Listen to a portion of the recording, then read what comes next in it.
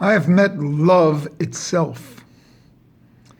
In my miraculous day the other day, I had a 2-hour encounter with a personification of love itself. In every fiber, just living for love. I'm going to call it Ahava Mamish. In a certain sense, it's a personification of the concept of the Greek prophetess Diotima.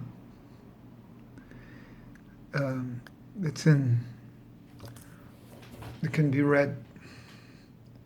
It's a unique level. And that is the role of the feminine. And this role of the feminine is to show about love. And always remember that the 40th labor is love on Shabbos. And the attribute, the sixth attribute of Ein Sof is love. And Kabbalah means love. And, well, there's many other levels. I'm just going to keep this short. But there are certain levels that are expressed, and I just want to express one of these things. And as I was talking about this, thinking about this, because this is what I want people to do, thinking about it, and then all of a sudden in my mind came Hekel Ahava. You know, the Hekalotes and the 7 Hekels, 7 chambers. And it's Hekel Ahava. And so, actually, in the previous literatures, it corresponds to Hesed. But Hekel Ahava has a wonderful gematria for me. Hekel is 65, and Ahava is 13, so that's 78, and 78 is Masla. And the Masla is the highest, where you can pull down other threads from the Masla, according to your wills. And in this Masla area, may I suggest to go up there and dream of love, of Hekel. This is the Hekel. Dream of Ahava. See if you can pull down love. It's personification of the woman. And this is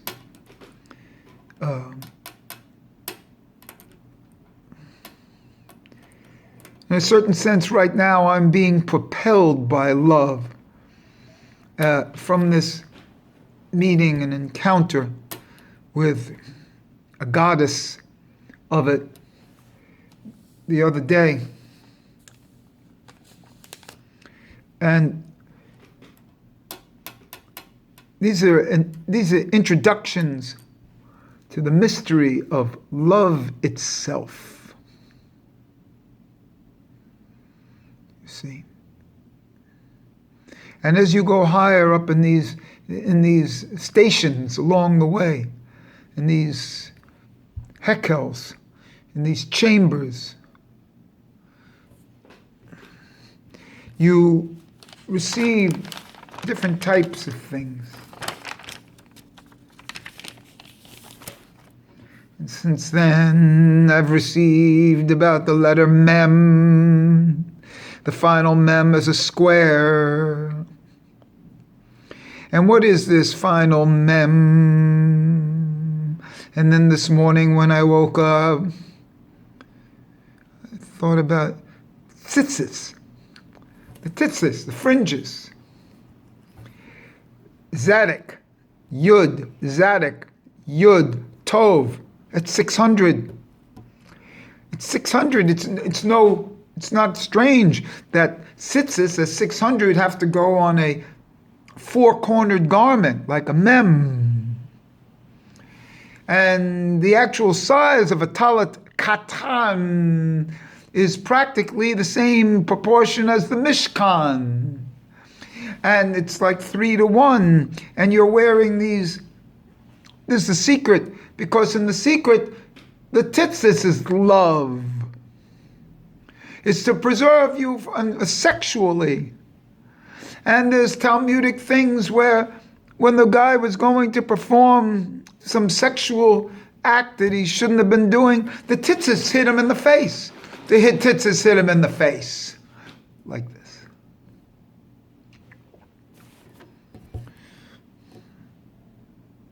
To stop him from sexual bad. The tzitzis on the four-cornered garment.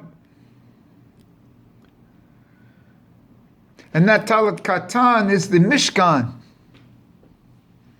But even higher than the talit katan is the talit gadol that you pray on and you put over your head. Again like this. And you wrap it around your head and your neck. And you have the tzitzis. So I think that the talit katan, even though it's internal, in a certain sense, it's external. And the talit gadol, even though it's external, in a certain sense internal. So these two things have to be thought about. Because one of them comes from Keta, and the other one comes from Das.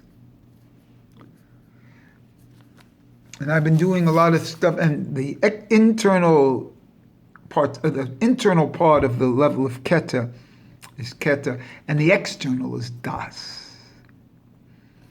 So you see Das down in this world, but you don't see Keta in this world.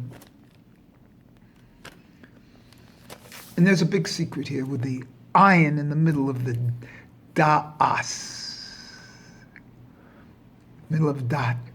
And that ayin is the third eye. And that ayin could be the dalit in the back of the head, as we've talked. And that ayin is the third eye, and how in Islam, in Ibn Arabi, he talks about how God sees through your eyeballs. And that eyeball, by the way, is actually considered the Kaaba. It's the black stone within the Kaaba. And that shown is, even though it's a round pupil, is a dot, it's a yud, all that kind of stuff in the zimzum. But it can be a square. It can be a cube like the zimzum. I mean, like the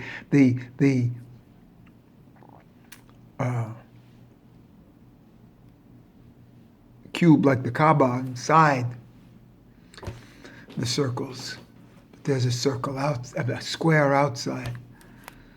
And for me, that square, that all-encompassing, that's what we wear and we're walking mishkans.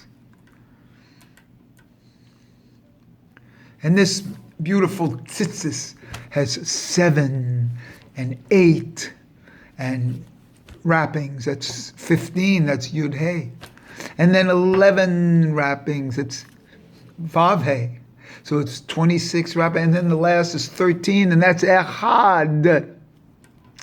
And so the 39 wrappings are Yud Hey Vav Hey, I don't know, Yud Hey Vav Hey, Echad. The same as in the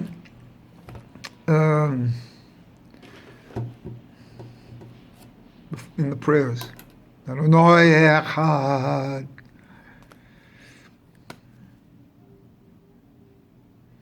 And then there's 5 knots for the 5 worlds, one on top, and then the 4 worlds inside. those four wrapping, those four spirals inside. And then there's 8, that's the 5 word, and then there's 8 threads for the infinite 8. And one of them's a thread of blue.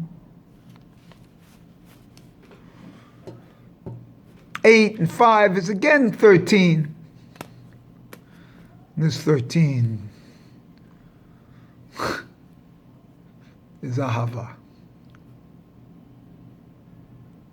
5 knots and the 8 threads is Ahava.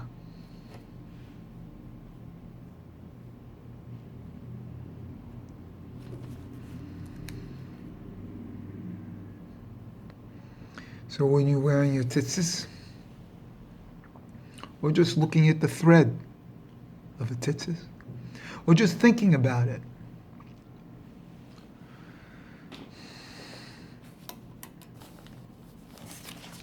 what's the phrasing I used?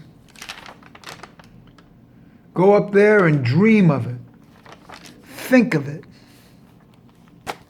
Think of love itself. Love itself. And these are the highest realms and the secret names of every one of the higher worlds.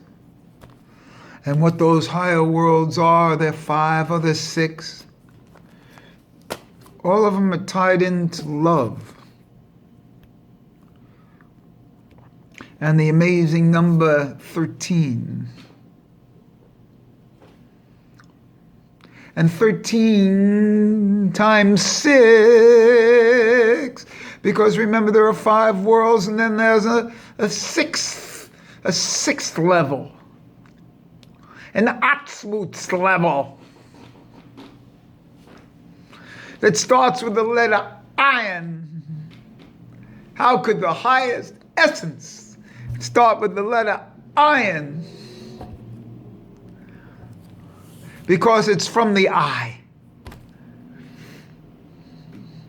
It's from the eyeball.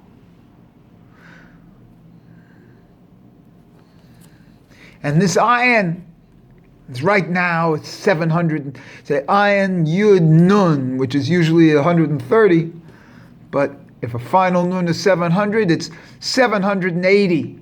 Ayin Yud, final Nun, 780, and what year are we in right now? And today, as I speak, it's the end here, the end of the day of the 12th of Sivan, which is Shavuos in the Ethiopian calendar, Jewish calendar, because they don't start counting till after the first Pesach. They don't start counting the 50 days of the Omer. And it's strange, it's like a week of Shavuos for us, and if you've heard my other videos, I always thought that Shavuos should be a week. They count days and they count weeks. It should be a week. The one holiday that's called week, they only did it for a day or two. No. So today is a propitious day to go up into, and remember, the 23rd of Sivan's the big day, which is this year, June 15th. Up into the upper realms in the Mazla, in the Heka Ahava, up in the Mazla area.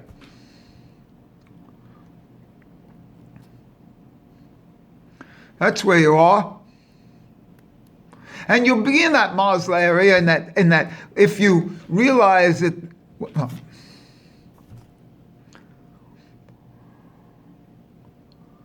and when you're in that Mazla area, that's when you can start to function and manifest. And remember, the manifestation is in the final mem, the square of the circle. And I was going to keep this short. Good chance, because this is a spontaneous combustion. this is where I am at this precious moment, in this revealed moment.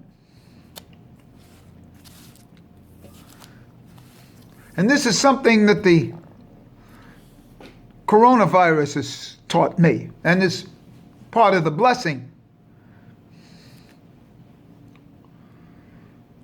of lockdown.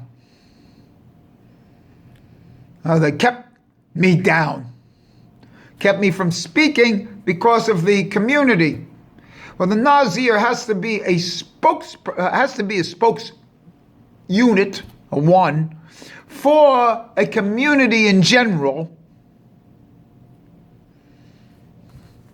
That only proves the community. It's the same thing as the pyramid.